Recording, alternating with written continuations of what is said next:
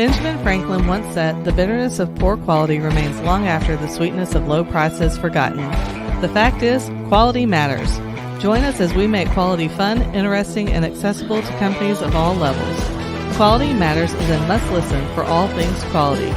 Listen in, ask questions, and get back to doing what matters most. Quality Matters, brought to you by Texas Quality Assurance, where quality management gets simplified.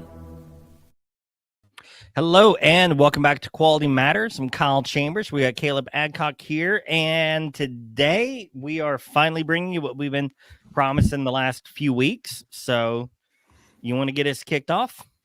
Well, this will be the API 10th edition analysis. I think what we were talking about trying to do was, cover a lot of the basic feedback that we've had from audits that we've done, where people are having the most issues.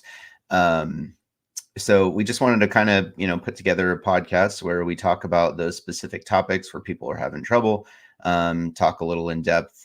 We'll see how far we get and how many episodes this takes, but this is we just wanted to do everyone a favor and cover those topics. So No, sounds good to me. Sounds good. You know what? I just realized that I started this without my glasses, and I'm going to need those because instead of pulling up off of the screen, we're going to do a little compare between the editions of the standard. So here, you talk to people for a second while I find my glasses. Okay. Yeah. Generally, like I said, it's just been the feedback. I think people have, for the most part, it's pretty straightforward. I know design is going to be a big topic. However, we ain't talking about that one today. We'll probably have that as its own deal. And I think what Kyle mentioned was a lot of people that have design as part of their processes get a monogram, and then that's a whole different path to go down. So we'll figure out how we're going to cover that. But I mean, as far as everything else goes, it's just a little bit more, goofy quality language and stuff. Yeah. So.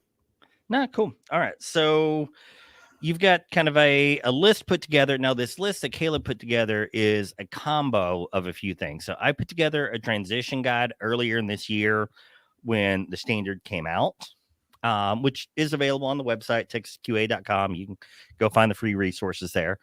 And two, we got a lot of feedback from our lead auditor internally, Dawn Adams, who's done a number of these audits already. She's gone through the API Q1 10th edition training. And so this is feedback from those 10th edition internal audits that she's done, as well as feedback we've gotten from our customers who have gone through the external audit. So we got a little more concrete information, I guess, to work with now than than maybe we did when we put out the last episode on the 10th edition. Yeah, it's definitely an evolving situation. So I think now is a good point in the timeline to, do a pretty thorough assessment. And if there are still people that are having issues or, maybe hopefully it's only been a requirement for a very, very, just a few days at this point, effectively. I mean, we're not even a month that this has been a requirement that folks get audited to the 10th edition. So hopefully this times out well to help a lot of folks. Yeah. Yep. All right. What you got started? Quiz me. Let's see what we can figure out. Okay. Well, the first topic was internal and external issues. And this is, clause 4. Mm-hmm.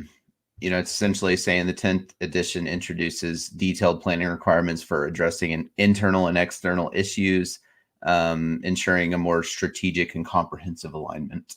So what they did here is they ISOized the Q1 standard a little bit. So they really needed to make it work for API, not just Q1, but they wanted to make sure that it hits all the 9001 requirements. So previously in the 9th edition, when it came to internal, external issues, really all we had was communication that we had to worry about. So in the 10th edition, however, we're really talking about them as, kind of internal issues, external issues, a little more like we would with 9001. I don't know functionally how many changes there really are for organizations. We're still going to have to identify who these parties are. We're going to have to identify what's important about them.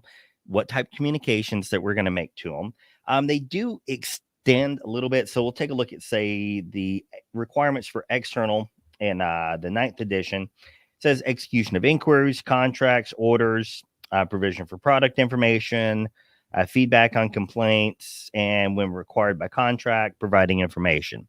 So we had 4 bullet points in the 9th edition. In the 10th edition, we've got a few more. So we have same thing, execution of inquiries, understanding requirements throughout the execution of product realization, worded a little differently, but same type thing. Determine understanding, provision of product information, including nonconformity. We've got that in both locations. Feedback on complaints. We've got that in both. Communication for quality plans and subsequent changes. That's new verbiage in there, but again, nothing terribly new. And communicating changes to risk, and that's something that's new in the 10th edition as well. But again, that makes sense because they're trying to ISOize API. The idea being that if you get Q1, you're automatically compliant to 9001.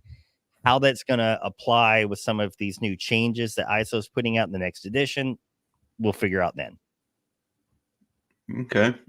So in the guide that we put out previously, which is available on the website, we give some key points to ensuring compliance to those types of things. And that's kind of where we're trying to balance this episode or the next couple episodes, is like, we're not going to go with full detail as far as the transition guide goes, but just be aware of the key changes there. So, But yeah, it's not a whole lot. It's just make certain that because most folks document this, if we're honest with ourselves, most of the time this is documented in our quality manual. If it's not documented in our quality manual, it's a parallel document to interested parties, right? You've got internal issues, and you've got external issues, and then you've got to talk about these things. Like, what are they? What are the big top level things that matter to our business?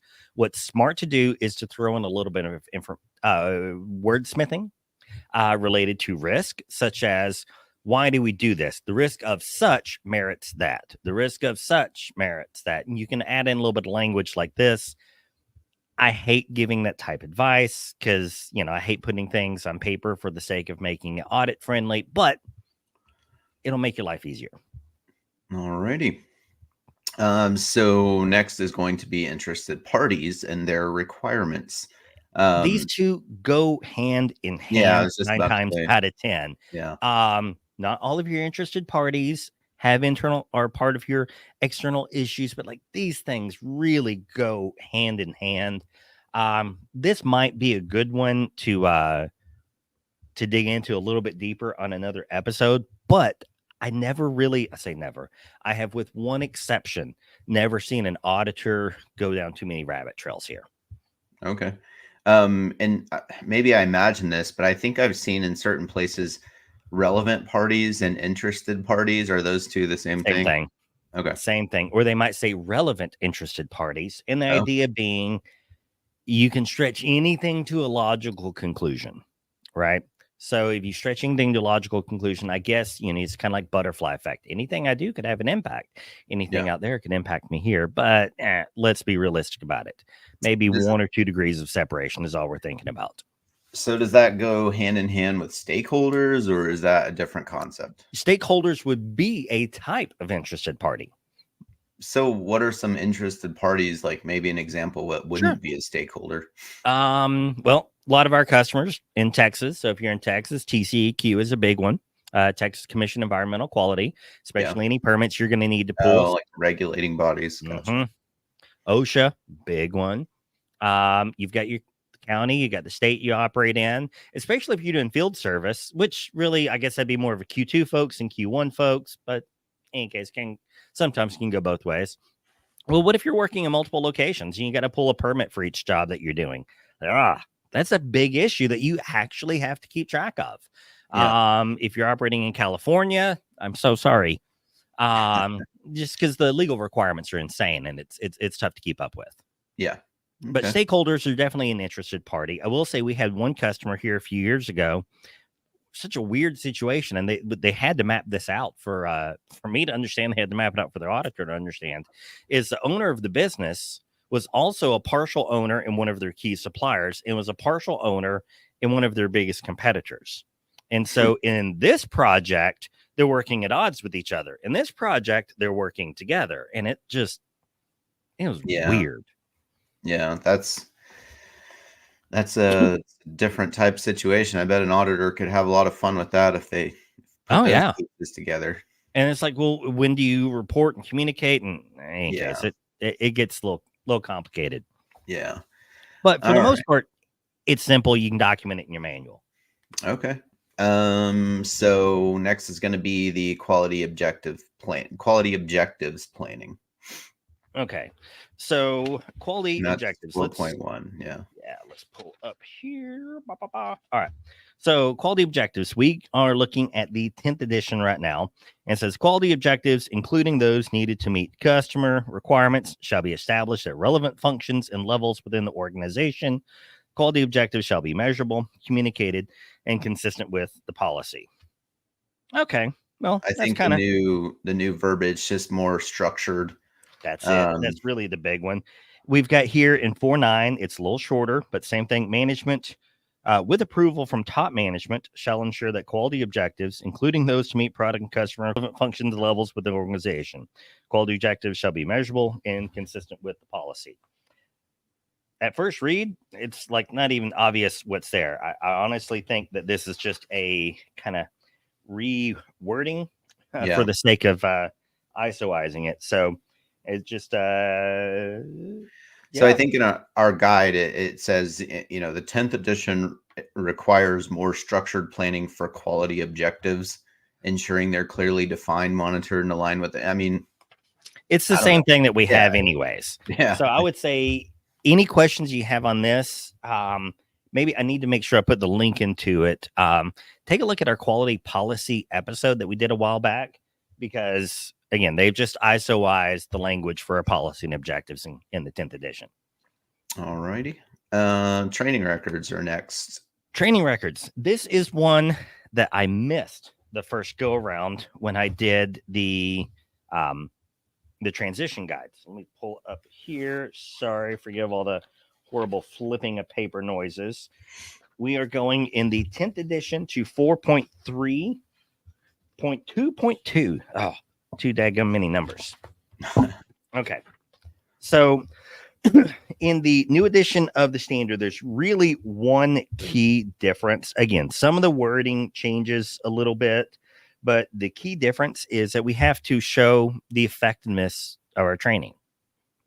This was not a requirement in the 9th edition, but is a requirement in the 10th edition. So let me see where it was. That's a requirement in ISO too, right? No, not really. No, it's not a requirement here. They're leading the way in this one. Yeah. Huh? Well, I was doing a training for someone else here on Friday, and we were going through clause 7 for ISO 9001, and that's the support clause for it. And competence and awareness is in there. Yeah. And the folks that I'm working with, they have probably the most elaborate list of trainings of any customer we've worked with to date. And I was trying to really emphasize to them that like ISO does not require you to do your training at the intricate level of detail that you guys are doing, because that's what their previous quality managers told them was ISO requires it. ISO requires it. And well, it doesn't. There's not even a training clause in ISO. In 9001, there is no training clause. There's a competence clause. Yeah. There's an awareness clause. There's an organizational knowledge clause. Yeah. Training is just a method of obtaining competence. Well, API knows that this is more boots on the ground work, less kind of, ethereal type stuff that you can do with the ISO. You can be ISO 9001 and not have a product and hardly even have a company. Yeah, there you go. But Q1, you got to have guys out there doing the work. Yeah. So they know training's a requirement there. Yeah. They want you to evaluate if your training's effective. I don't disagree with it. It's kind of like API has always had a requirement for validation of your processes. So you have to prove that your process is effective. Well, they're just making that same requirement in training now. Show me some evidence that your training is effective. Now, an easy way to do that would be to add a small addition to your management review and make this a point that we consider each year during our management review. What training has been done, what still needs to be done, and is our training program sufficient to ensure that we're minimizing nonconformities or maybe pulling against one of your quality objectives or pulling against customer satisfaction? Like, where could we do better with training? We're talking about small addition to your management review, maybe an hour or two of research leading up to it. So it's not like it's a huge time constraint on you, but it'd be useful.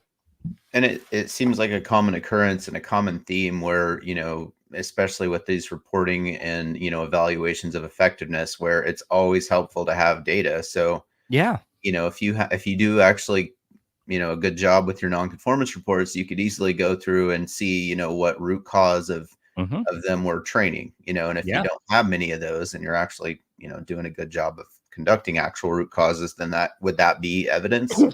It would. You know what? I'm just thinking about, hadn't thought about this till now. If you're using a software like TQA Cloud, and maybe you've got your own other software out there. But on TQA Cloud, we have defect codes. And our defect codes are always cascading. And the idea is that it helps you kind of sort and filter your data. You can find trends and things. Yeah. But that's really useful, actually, for kind of quickie root cause analysis. Well, what was your defect code? Maybe the tier 1 defect code was, out of tolerance. It's out of spec. Okay, well, maybe your tier 2 defect code was employee error. Yeah. Well, you can take a look at how many of those employee errors you have, and then you could go look at your training material. Do we have any training material against this employee error that keeps occurring over and over and over? Yeah. No? Great. Let's add it back in there. Yeah. That's valuation of your training. Yeah. I mean, with a system like that, you could effectively, group by employees and then see if there were any that involved training. I mean, if there are none, and oh yeah, you can have so much fun with it, especially with the premium metrics we got in there now. Like, dude, that could be cool. That really could be. That could be fun to look at. Yep. So, all right. Well, so just proving training effectiveness that can be done in numerous ways. Oh yeah. You just have to do it now. Yeah. Yes.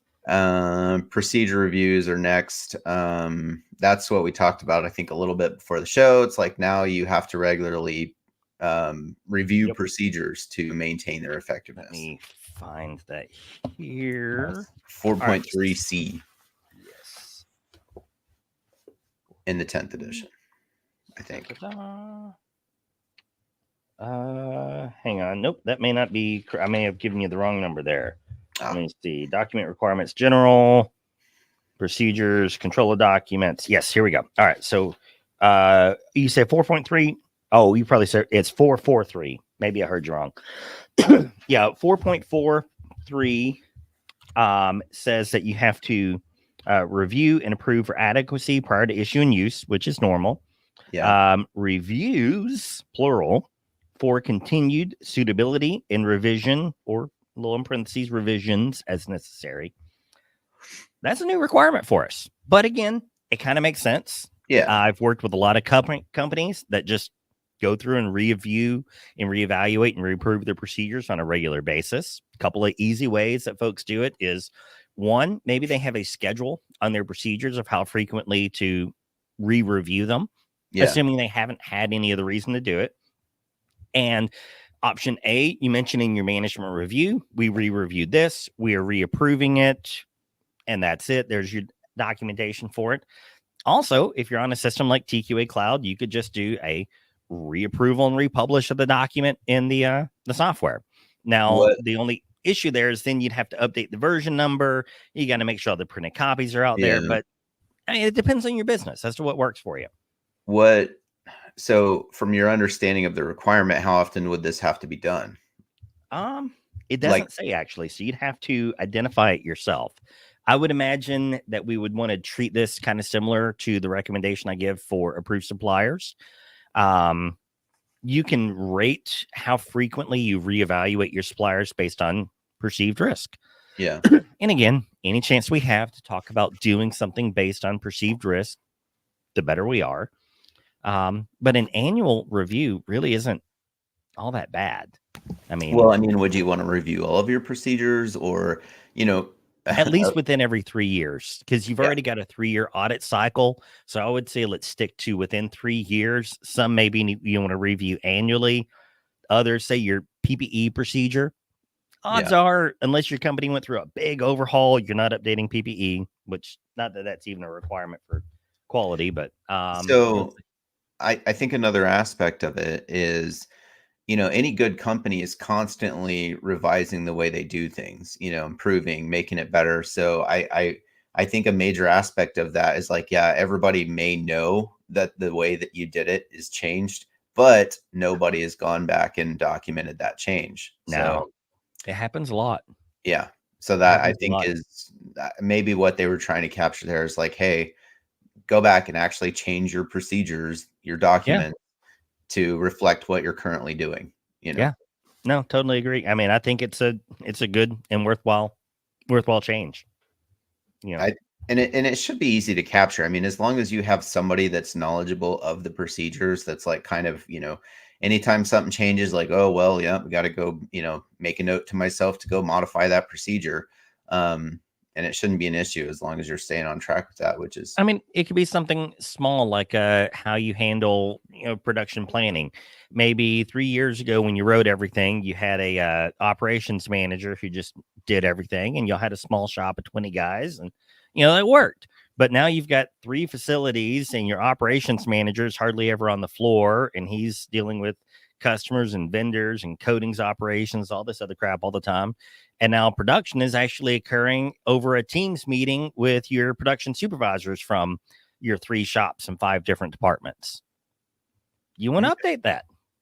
So, I mean, and I guess with that tangent we just went on with, updating the way you do things, I forgot that it mentioned like to maintain the effectiveness. So that's what we would be defining there is like these procedures are effective because they're correct. Like Yes. they're the right Yes. procedures, not, yeah, it'd be pretty easy for somebody to, go to a shop floor, talk to a guy like, okay, well, what are you doing? How do you do this? How do you know how to do it? And then you look at your procedures like, nope, that's not what, So Yeah. Well, and that's like not an we're going effective through procedure. with a customer right now after their audit, they had one minor non-conformance report, but because it dealt with supplier issues, which also dealt with non-conformity from the suppliers and how we issue NCRs to how we issued supplier corrective action. So now I've got a corrective action report in there. It also touched on receiving. Like we're reviewing 4 different procedures and making updates to 4 different procedures based on a single finding in an audit. Now we're making certain that we document it in those procedures because it was a finding within an audit. But if this was just like a normal internal improvement thing, I think most companies probably would neglect to edit everything they needed to edit. Yeah. All right. Well, so I think that pretty much answers that. I mean, I think what you said, yeah, is that if you're at least going through a 3-year cycle of all your procedures, you should be in good shape. I mean, the best way to do it is change them as if you got the resources, change them as they, as you make changes. But as far as the evaluation of the effectiveness goes, yeah, you do want to make a point to document that. Well, and if you are, I can't say this is a firm and fast rule. This is a general rule. A general rule of thumb is if you issue a corrective action, you're probably going to have a change to a procedure or a work instruction or some document and information somewhere, right? Because otherwise, how are you going to verify whatever changes you made if you don't have documentation you're pointing to? So if your company's doing a good job of issuing corrective actions because you're making changes to your business, this should be occurring already, and that could be useful information for those procedure reviews, or it could be really useful when you go to do the review to be like, what's the top ones I need to look at? And that should be your corrective action list. Should be pointing to that.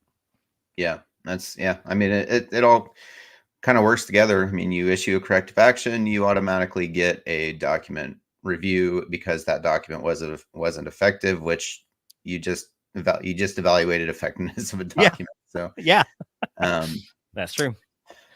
Let's see. So next is record retention with the 10-year policy. They mentioned some verbiage about labeling and controlling and, all kinds of stuff like that. But is the 10-year retention the that's new big really thing? the big one.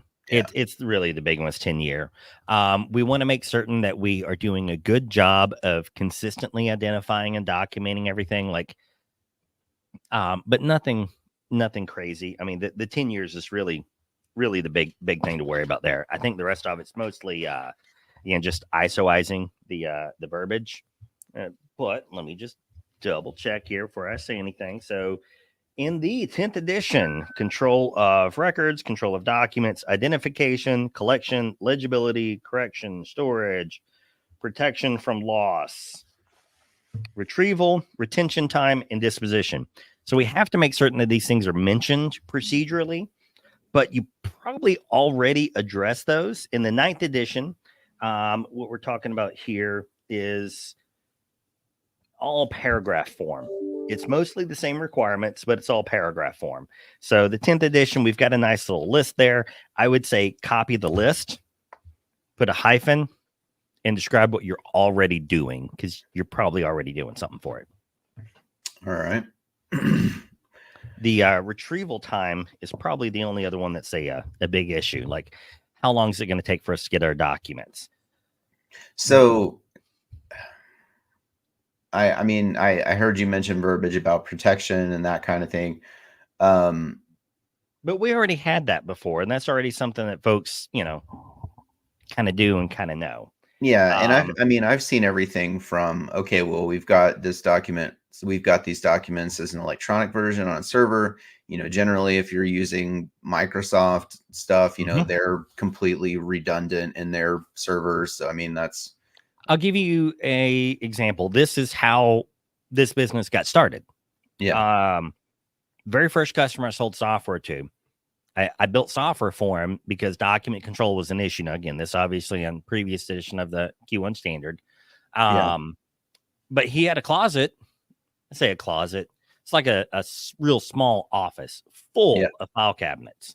Yeah. And he would stick the auditor in there and tell him to go find what he needed. And he might get a little lackey in there to help find it. And it took so dang long to find what they're looking for. He was just like, this is too inefficient. I can't handle it. I won't come back and audit you if it's this way. And so we got him on a document control system. Yeah. Same thing. It's like if you got to pull something for a customer, how long is it going to take to pull? I mean, do we need to go pull this out of a file cabinet that's in some locker with a file system that hasn't been updated in 20 years? Yeah. All right. Well, I mean, so as far as the requirement goes, just, retention time, just something to be aware of, essentially. Retention time is really the only thing that is truly new. The rest of it is, like I say, I would honest to God copy this list for control of records from the 10th edition and just put it hyphen, this is what we do, hyphen, this is what we do. That's it. Gotcha. Yeah. I can't imagine any company doesn't have something in place already. It just might not be documented. What made my mind kind of go off is like, I worked for a company and I think they called it Iron Mountain or something like that. And, they would take all of their documents and I just couldn't imagine how long it would take if a customer's like, hey, I need to see this design from, I'm trying to think 20 years. I'm thinking 90s. No, that's 2010s now. Dude, no, don't talk like that. No. That's evil talk. But it's like having them go and then get the box and then bring the box back to you. Like, okay, yeah, I see. It's electronics. Yeah. Electronic makes it a lot easier, but some stuff, it's still paper. Yeah. And there's a lot of businesses that make a lot of money off digitization of these things. Yeah. Oh yeah. I could totally see that. Okay. So we beat that one into the ground. That's my fault. I was just no, we're good. Retention. Okay. So risk management. And this is something we've actually talked about, quite a bit recently. So the bullet point here, 10th edition introduces a more comprehensive approach to risk management, risk assessments, pertaining to like product delivery, quality, and contingency planning. So you know how in 9001, the risk-based thinking is kind of a joke. And there's 1,000 ways that you could document it, but we kind of try to skirt for the minimum possible. Q1, you ain't skirting for the minimum possible. Now, this is not a risk management standard, but they do have some decent controls in here.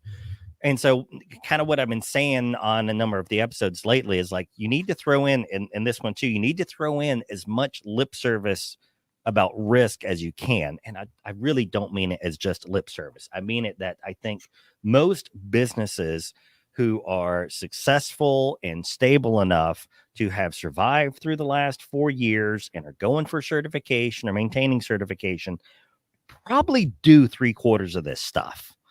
You just have to document it. So, like when it talks about product delivery, we need to state risk assessed and decisions made based on risk, perceived risk. We do this. You really need to talk about why you did it. And then each of those things should probably wind up in your risk register as well.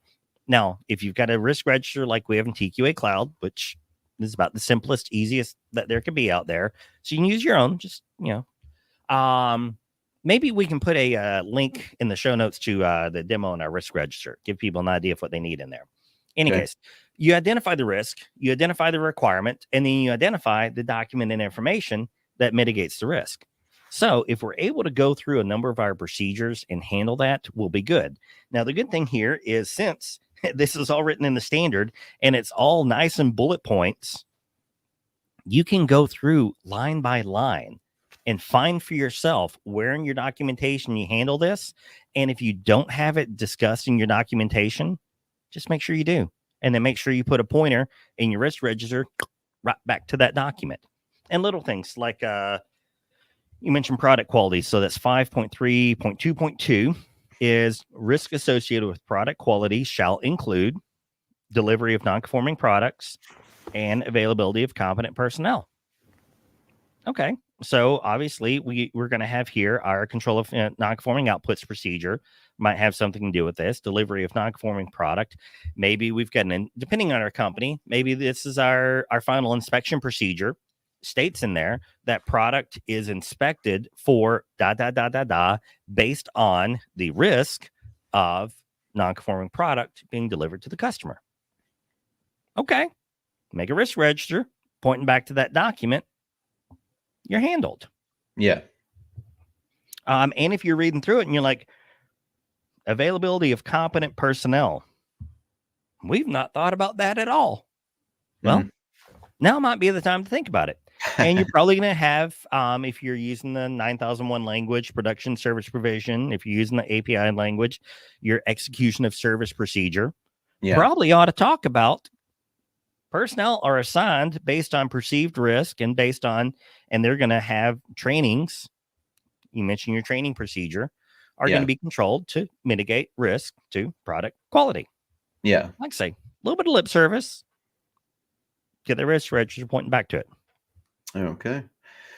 All right. So next we had design and development. Like I said, we're going to move on from that. We'll, dedicate some more extensive time to that. So, I mean, that'll be a whole episode to talk about, probably a couple. And actually, I think that might be a good one if we could get someone from API back on here to talk about. Okay. So next will be calibration requirements. I mean, we are running a normal, about what we'd normally have as the episode. I don't know. With that, we may be able to get this done in one shot. Again, we're not trying to go through every teeny tiny change in minute detail, but just the big ones that we've run across. All right. Yeah. So we use the API language. I'm glad that they at least put a different term on here because I get pissed off with ISO. Is monitoring and measuring has two different meanings. We've got monitoring and measuring equipment. We've got monitoring and measuring of our processes. Yeah. Give me a separate term. So they do TMMDE. I don't know that that's better. Testing, measurement, monitoring, and detection equipment. But it makes sense. Okay. So what we're talking about here is, let me see. So the question. Yeah, go ahead. I need to flip to another page here. Keep going. Yeah, no. The question about was having to do with the intervals, and then having those intervals be based off of the first use of the equipment. I mean, I don't. I live and breathe the calibration and maintenance stuff. So I'm like, okay, as long as you have a first date of use, and then you have a calibration interval. Like, I don't know what, I guess I don't understand what the issue might have been for people previously.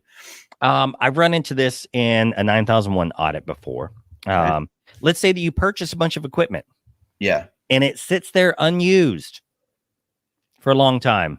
Well, what's the date on it? Yeah. When you bought it or when you actually used it the first time. Yeah. Because it happened. We bought some these really expensive verniers. And by the time some of them ever got used, yeah, they had already expired. And they're dried out and they're not. Yeah. Yeah. The calibration had already expired. So that's kind of a thing there. Let me see. Hang on. I'm having a hard time here. Okay. So, I mean, really that's about it. Is they kind of give you the option to base the date on first use. When it comes to records, they get a little more involved on the records that you need to maintain. In the 9th edition, there's not even a record subclause. In the 10th edition, there is. It's effectively the same thing. They just did a little more wordsmithing, a little more ISOizing of the language here. But in 10th edition, it talks about the calibration records shall be maintained and recorded. In the 9th edition, it says you'll maintain a registry of required testing, measurement, monitoring equipment that includes unique identifications specific to each one. Records of the calibration and verification shall be maintained.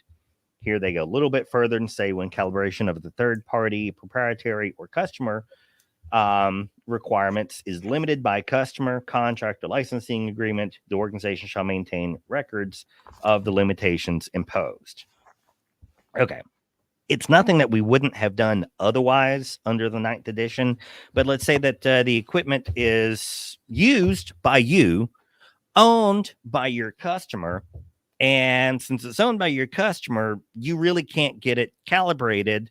You have to use whoever they say at the time period they have. And there's kind of weird little holes you can run into. They're giving you ways out of these sticky situations. Yeah. I think it's pretty rare that when a standard gets updated, they make it easier for you. In this case, they've made it easier for you. You just got to document the stuff. Yeah. So I think an example of that, would be like a thread jig or something like that, where you're making threads for somebody, but that customer gives you the jig that you use to check the threads. And then you're like, well, is the jig correct? I mean, essentially, as long as you can prove that jig fit, the jig that they gave you fit, I mean, that's what they ordered. So, yep. But nope, you're on spot there. Okay, what is next? Management of change, dedicated. It's saying 10th edition introduces management of change as a dedicated requirement, ensuring systematic management of changes that may impact integrity of the QMS. All right. So management of change here isn't terribly different than what we had for, but again, we're introducing that sneaky little term risk again here. So we go in the 10th edition 5.10.1. Yes. So we talk about letter C, potential risks that may arise from implementing the change. Makes sense. That's not something that was a specific requirement in the 9th edition. They also go to say in 5.10.2, the organization shall use management of change for changes that may negatively impact the quality of the product. Okay, I think normally we think about, management of change is like in ISO, at least this is kind of the way I pitch it, is use management of change process for big things, strategic changes, things of that nature. But let's say that you're making a change to the product line or to a certain process, and you're looking at it like, well, if this doesn't go well, I guess anytime you kind of have that little feeling like, if this doesn't go well, maybe we ought to track this change and validate the results of it. It's really, really similar to how you would handle a corrective action, because you're going to have to see, did this work? Did we introduce any new risk? If we did, is it documented? Do you have your risk register pointing to where that new risk came from and how it's not where it came from, how it's mitigated? I really don't care much about the source of the risk when it comes to the risk register. I care more about the mitigation method. But those are the things that we have to do on there. So it's just really forcing us to use the management of change process as a as a real process in our company and not just something we throw a couple of records in before the audit. I do want to caution folks, though. This is the caution I always give when we talk about management of change, is you do not do a management of change when we have a known nonconformity. If something went wrong and you're fixing it, you're mitigating a known risk, or you're mitigating a known risk because it did happen, or you're mitigating a known risk because it's a potential to happen, we probably ought to run this through our corrective action process. On the other hand, if we're doing this as truly an improvement project, or truly like a customer just wants us to do something different, and so now we've got a chance for more revenue or whatever it may be, run it through a management of change process. You don't want to do this haphazardly. That's about it. All right. So, and I think we'll be able to get through these here. We got 2 more internal audits. So this is one that's that's fun. So look at internal audits. Makes remote auditing a lot less easy, a lot less fun. You actually have to, and this is such a crazy thought, actually witness the work being done to audit it. No. Look, it's something that's been pushed anyways. I don't think any auditor actually enjoys remote auditing, but that's really the big issue. Any good auditor anyway. Yeah. And look, you can do it on a remote audit. This was on the ISO side of things recently, but I was representing one of our customers in the audit, and it was a remote audit. And so what they did is they had the guy get Microsoft Teams on his phone pulled up, and he flipped the camera around, and he's walking around. And then when the guy on the other screen said stop, he stopped, and we took a look at what he was at, and it worked well. But it means that we're not doing just a paper audit, and we're not doing just a conference room audit no more. You got to get your butt out there and take a look at it. But okay. But so, that means that our audit reports have to show evidence of that. Okay, so that's more of a requirement for the auditor. Maybe the customers won't necessarily, they'll just have to be aware that they're going to have to accommodate an auditor actually going out and witnessing processes. So there's not much to change there. Or be aware that they will be doing that now.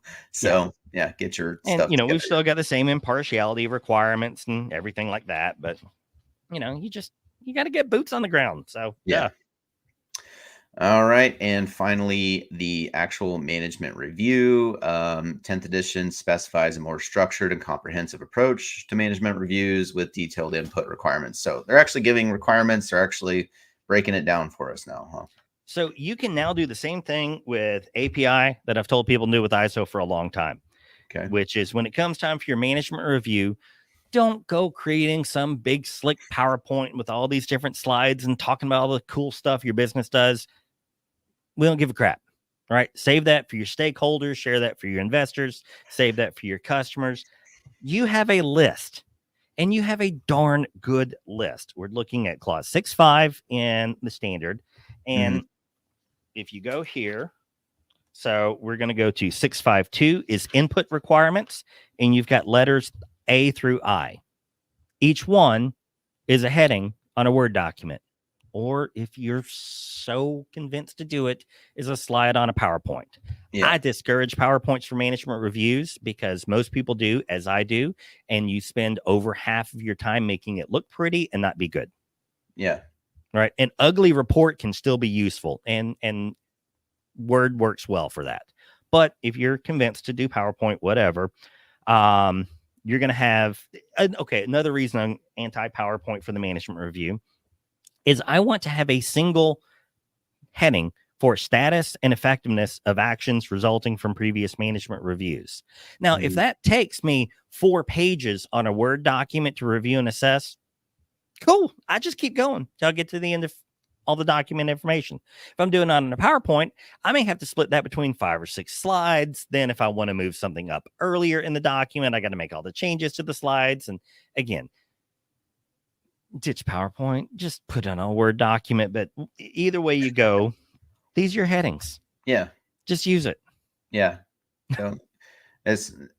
So you're saying as you could copy and paste those as your outline and you'll fulfill the requirement. Gotcha. Pretty much. Pretty much. I mean, obviously you got to get the content and do the meeting, but just have that be your outline and be done with it. Yeah, that's really it. It's not, I mean, we could talk about all the individual changes, but I mean, let's just do it. The only thing that I would suggest you add in here that is not in here, which are the things we addressed earlier, is put something in here for your document review and put something in here for evaluation of your or effectiveness of your trainings. Add those two to this list, and you've got a really comprehensive awesome management review. All right. Well, that's it. I think that's the list, and like I said, again, those are what we've been getting the most feedback for, the most questions about, with the people going over and reading the new transition and what to expect. So I really think the biggest issue is just a good incorporation of risk into your procedures. Okay. And if you're a pretty good, successful company, you've got a good management system, good team in place, you're honestly just going to do lip service to the things you're already paying attention to. Yeah. I really wouldn't expect you have to do a lot new. Just better document some of the good stuff you're already doing. Show off, make it look good. Yeah. So cool. Man, Caleb, I appreciate this. You helped take what I would have spent 4 hours babbling about, and we got this sucker done in 45 minutes. Well, we still got design, so yeah, we'll get there. We'll get there. Nah, this is awesome. So I really, honestly, I hope this is helpful for folks out there.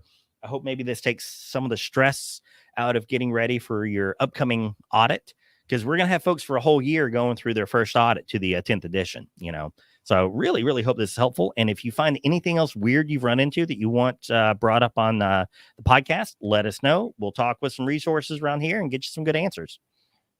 Cool. All right. Y'all take care. And there we go.